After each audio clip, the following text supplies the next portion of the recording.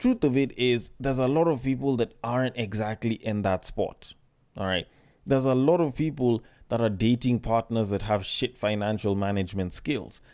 There are people that will probably even have good financial management skills but are dating or married to someone that is either a spendthrift or easily influenced to spend by friends or just advertising in general. And the royal penis is clean, Your Highness. welcome to the Breakdown Podcast, where I talk about love, sex, and relationships from a guy's perspective, as well as a bunch of other guy shit. The man on the mic is a man who might find it hard to breathe if you got that asthma. He is also a man who may include jumping to conclusions to his cardio routine. It is none other than your tall, dark, and mildly handsome man, Sir Denver B. And I am here, speaking on this mic, about to talk about... Wait, oh shit, what the fuck am I supposed to talk about? It's not babies. Okay, yes, definitely there's the money part, but I think even more than the money part, it's planning. It's more planning than money, in my opinion. Although you will get a chance to listen as to whether it is more one than the other or the other way round if you do listen all the way till the end, of which I hope you do actually listen all the way till the end if you have listened this far. And should you like the episode, should you not like it, should you have a different sort of feedback, or should you want to suggest a potential topic, then the social media links are usually in the description below. They rarely ever change, and I would be more than happy for you to send your DMs because the DMs are always open on my side, and I would be more than happy to get your feedback and handle it accordingly. Now, with that said, I do need to get into the topics for today. Although, before I can get into the main topic of today, I first need to talk about a governor in this very interesting country from a county that was recently named a city, and that is Nakuru County's governor, Madam Susan Kihika. Now, she recently was talking about her going to give birth in the US because she recently gave birth and she came back, I guess, from maternity leave, and she had her own particular reasons why she decided to go and give birth in the US of A. And the main underlying reason that she gave was that it would have been inappropriate for her juniors to see her naked. And I don't know, maybe it's just me, could be other people, but maybe it's just me, but I do smell an air of bullshit in everything that's being said here. But before I can get into my thoughts on the entire thing, let me just read the entire article because it wasn't all that long. So it says, and I quote, Nakuru Governor Susan Kihika says her decision to fly to the US to give birth to her twins was, among other reasons, to prevent her junior staff from seeing her naked, as it would have been inappropriate. Women, you all know that one of our jobs is to have babies. Just because I'm the governor does not mean I can't have babies for my husband. Also, you all know I am the Nakuru County Governor. All doctors and nurses work under me. Did you really want me to be spread on a table with the same doctors to help me deliver? Governor Kihika says, speaking in her native Kikuyu language. She then adds, and I quote, then we go for meetings, will the same doctors be looking at me in the same way? End quote. The governor has also promised to build an ultra-modern maternity facility to enable more women in Nakuru County to enjoy services like the ones she did in the US, where she stayed for nearly 5 months. End quote. Nearly 5 months. That shit is absolutely wild, just so that she can't be seen by her juniors. And I don't know, first of all, I was even gonna talk about the whole reasons why, but before I can even get to that, 5 months? This woman has been out of office, or has basically been remotely working, if not entirely out of office, for 5 months? What kind of shit is this? Because I'm trying to wrap my head around this entire thing. Okay, yes, I can get there's maternity leave, and maternity leave is what? Maybe around 3 months. Then you can add probably an entire month of annual leave, because I tend to think that's how much annual leave that most people will usually get, because standard is 21 business or 21 working days. So that's 4 months. Why the fuck was she doing 5? That's absolutely wild. But even besides that, I think the bigger issue here, or one of the bigger issues here, is how much she was actually spending in all of this. Because I don't have figures, of course, but if you remember very well, or if you listened to the previous episode, I was busy talking about how in the US of A, healthcare is fucking expensive, all right? I was busy talking about how, the whole like Trump's baby policy of like, giving a $5,000 baby bonus to like mothers whenever they give birth or some shit to help alleviate with everything wouldn't really work because minimum it's like double that they're paying. But now we have a governor who decided to go and deliver. So of course there's the cost of healthcare in that. And then you have to look at the cost of accommodation before, you could also add during and after delivery, and also the cost of the flights. And I don't know, in as much as she might have seen it as though, her juniors seeing her naked would have been inappropriate, this seems like a very, very expensive solution. And I only say that because there's cheaper healthcare in other countries that can do a better job as far as healthcare is concerned. Like, I tend to think even going to places like, Uganda, South Africa, hell, even India, which has medical tourism as an actual thing, would have still worked. If anything, I'd argue that maybe, just maybe, she decided to go to the US of A not for, reasons inappropriate, but rather because she wanted to get her kids some US citizenship as a backup plan, if not a main one. It seems very, very likely that that's the case. I didn't really want to mention it, but like it was kind of staring at me in the face, like right on the nose on this one. Because how exactly would you justify not wanting your juniors to see you? Like, I was busy talking about going outside of the country, but you're forgetting that, or at least I was forgetting that she could have just gone to Nairobi. Like, that's not too far. I don't think it's that much more expensive. Hell, even when you look at the most expensive hospital when it comes to the idea of childbirth or just giving birth, whether it's natural, whether there's a C-section involved, like Aga Khan in and of itself, at least the last time I had checked, which was of course a couple of years back, inflation might have hit blah blah, is probably at around 100 bands per kid. Now add maybe C-section, let's assume that there was C-section done and she's had twins. I don't think it would cost her more than maybe 500 or 600 G's.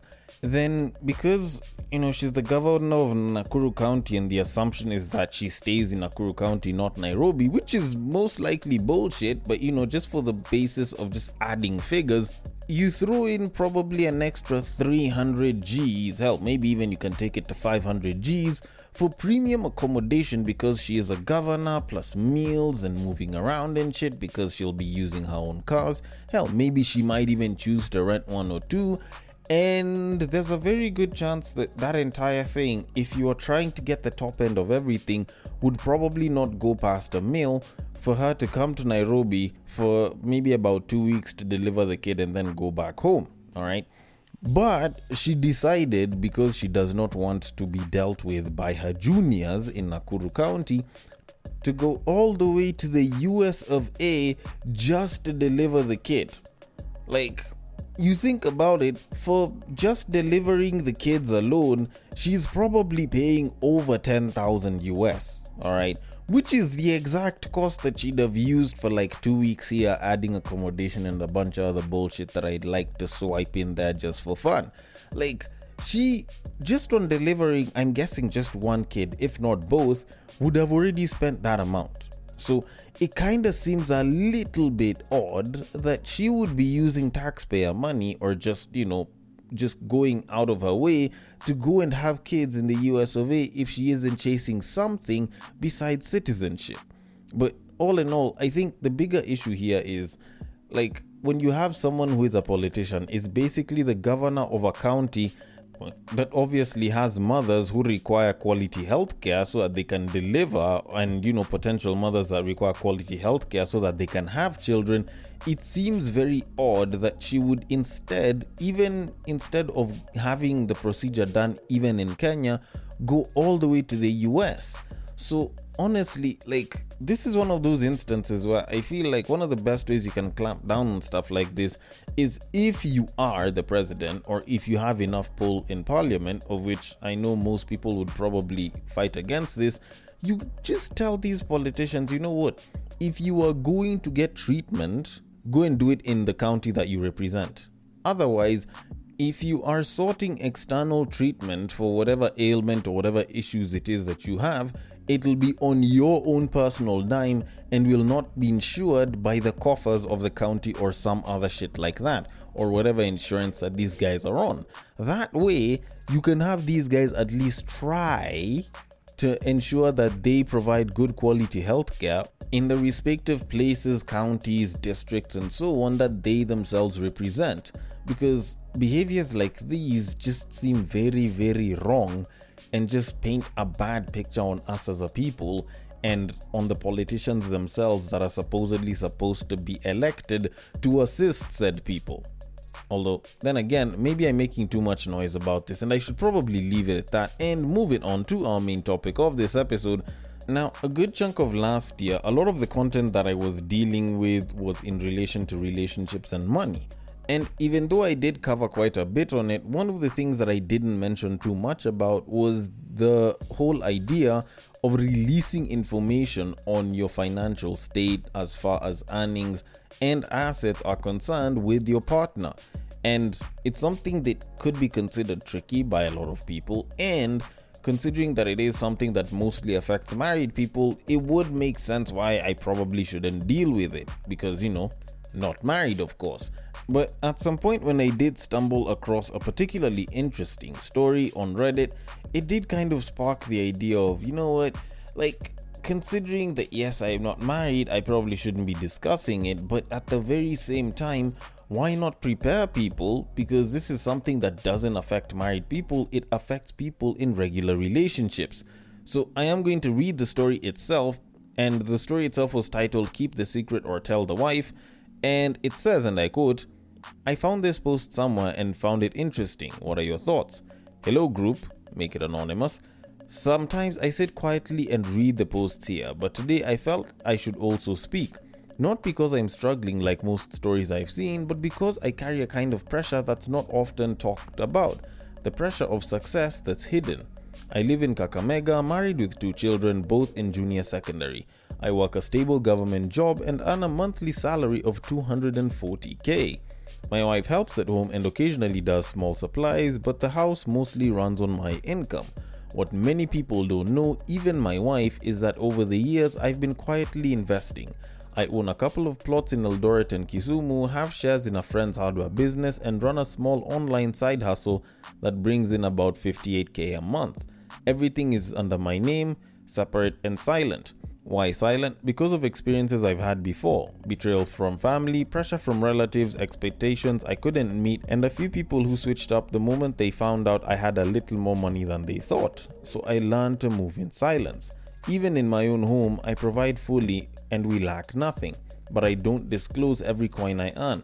Sometimes it feels wrong, but then again, I've seen how fast peace disappears when everyone knows what you have. But lately, I've started questioning this lifestyle. Is it wise to keep everything hidden, even from the person I live with daily? What happens if something happens to me? Will they know what to do, where to find anything, or how to survive? At the same time, I fear being exposed. Not for wrongdoing, but because in our community, the moment people know you have more, the demands double and privacy dies. So here I am, stuck between protecting my peace and building openness with my family. If anyone here has lived this kind of life, silently building and struggling to balance privacy and partnership, how did you handle it? Did you eventually open up? Was it the right thing to do? Thanks for reading. Sometimes even those who look okay are carrying quiet battles. End quote. Okay. Now, usually after reading a story like this, when I get into my thoughts, I'd probably start with a whole disclaimer about blah blah me not being married and shit. But considering that this is something that affects people in relationships as well, even the unmarried ones, it does kind of seem like it's not entirely necessary to do so. Although, just for the sake of, just trying to keep the disclaimer and more so, my opinions and my hands clean on this, I will give the disclaimer, which is, considering that I am not married, nor have I ever been married, anything that I say in regards to the union that is married should be taken as speculative at best and should be taken with a tablespoon of salt and a dash of aromat, if anything. Now, with that disclaimer given, at least in some way, shape, or form. Now I can get into it. So the big question about whether you should disclose such, or at least just generally financial information, your financial information as far as earnings and assets go, to your spouse, that is the big question here. And much as I'd love to give my breakdown on like why I believe one or the other or what I believe here, I'm just gonna start by spoiling it for myself and just give you like the biggest, most basic conclusion in all of this. And truth of it is, like, it depends. It mainly depends, but more so than that, it depends on your partner and how good they are as far as financial management is concerned. Are they financially prudent? Do they know how to handle their money? Are they easily influenced when it comes to spending money and giving it away? If you can figure that out and you know for a fact that they're good, then yeah, by all means, go and disclose it. If they can also disclose theirs as well, it can be great. You guys can figure out your finances together, blah, blah, blah. And it would be amazing. Unicorns and rainbows and all that shit. But truth of it is, there's a lot of people that aren't exactly in that spot. All right. There's a lot of people that are dating partners that have shit financial management skills. There are people that will probably even have good financial management skills, but are dating or married to someone that is either a spendthrift or easily influenced to spend by friends or just advertising in general. And as a result of that, their financial management skills can be particularly shit. Maybe they would love to save, maybe they would want to save, but anytime they see something nice, they just go and they just put a bunch of money on it. And you know, like, there's also people that could be dating shopaholics and shit like that. So granted, the truth of it is, it usually depends on your partner as well as yourself.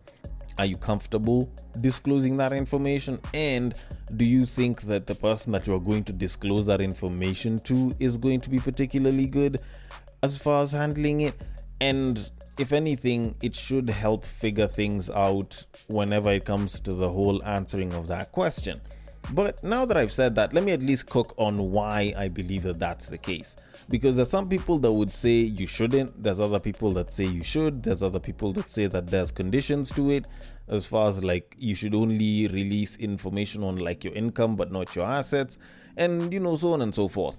And okay, first of all, like, people need to know where a lot of this started from. So way back in the day, during our parents' time, because this is something that we have watched a lot of our parents or just people that are within the age of our parents doing, whereby they will sort of conceal assets or conceal earned income or earnings just in general, because they want to protect their assets from the partner, because they do not trust that the partner will be particularly good if they know about the assets. Now, this is something that you mostly see nowadays with women, but it is something that men have done as well.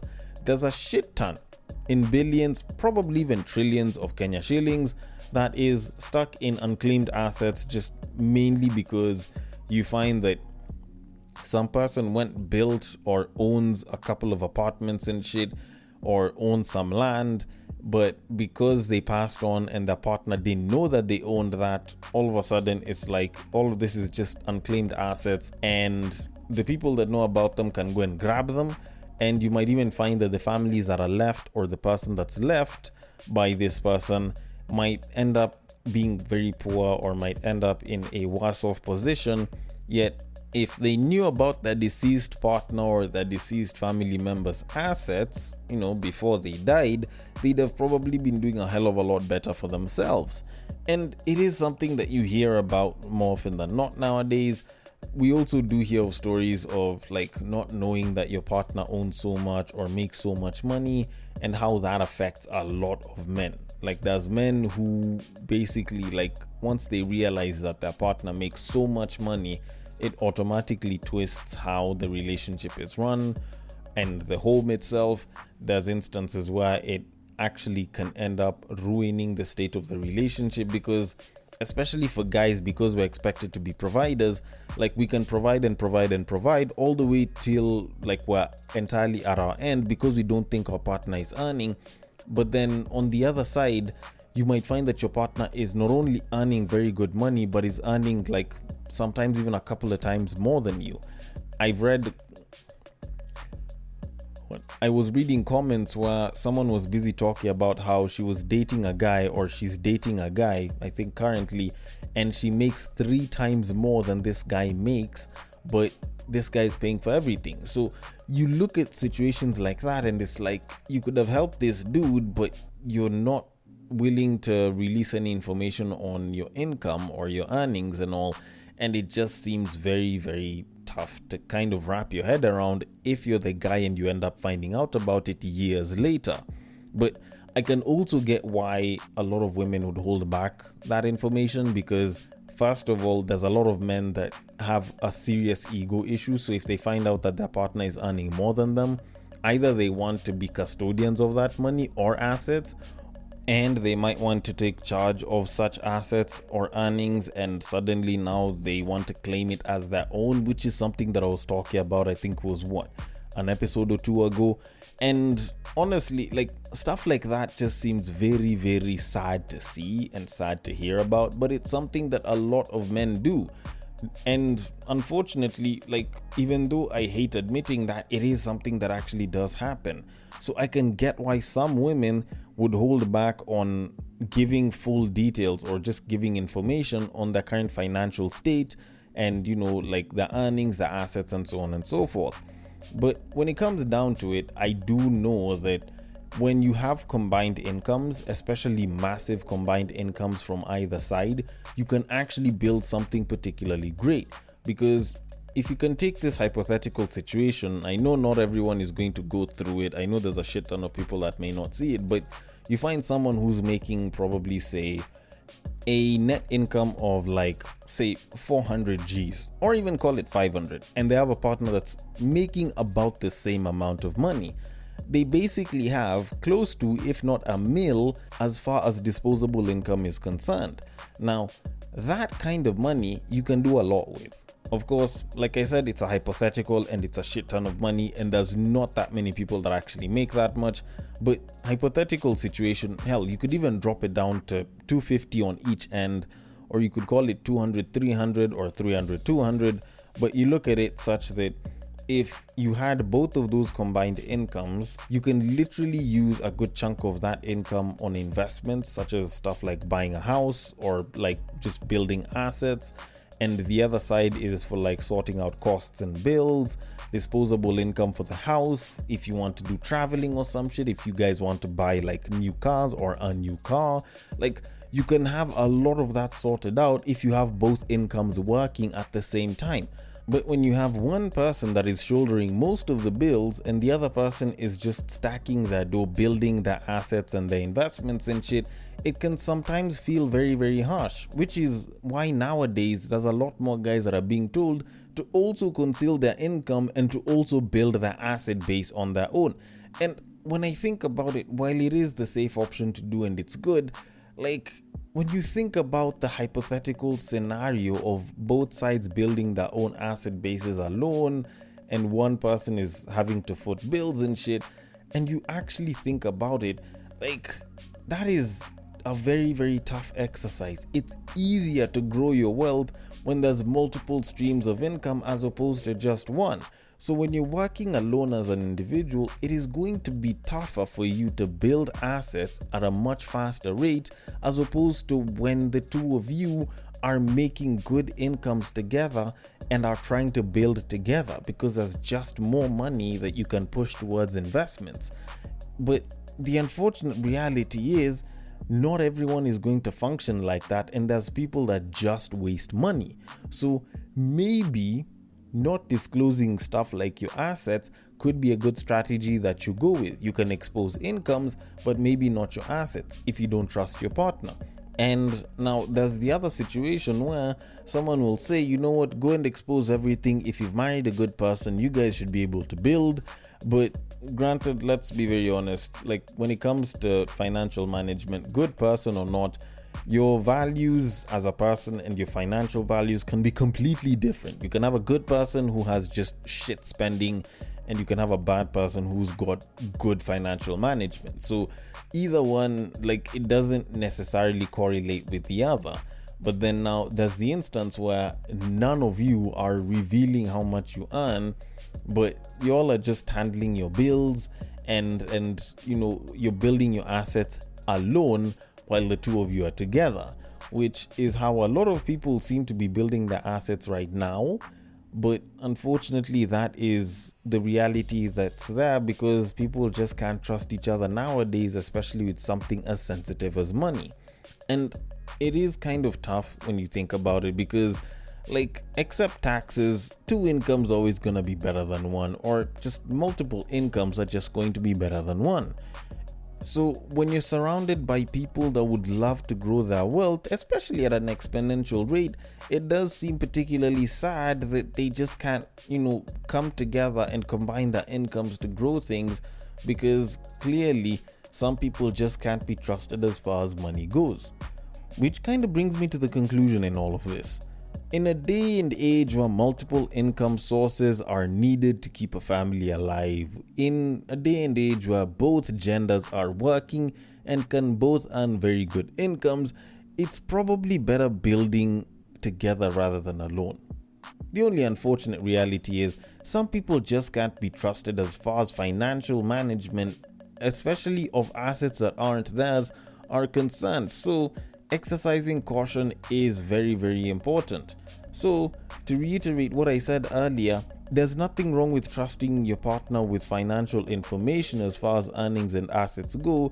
The only thing is, you need to be very careful and know whether they are good at financial management or they're not, because there's a very good chance if they do not have enough integrity or they're just shit at financial management, you exposing that information could actually doom you and sometimes even your entire family as far as the relationship goes. Although, then again, considering that I'm not married, maybe I don't know jack shit about this, or maybe, I should be looking at this in a different, maybe more optimistic way. Either way, I want your thoughts on it. The DMs are open. On IG, it is at the Breaktime_podcast. On Facebook, it is at the Breaktime Podcast. On X, it is at Bagaka_the_D. And on Bluesky, it is at the breaktimepod.bsky.social. Thank you so much for listening all the way till the end, and I will catch you guys on the next break. But what I believe is that if you put a pastor and a prostitute in one room, one is likely to convert the other.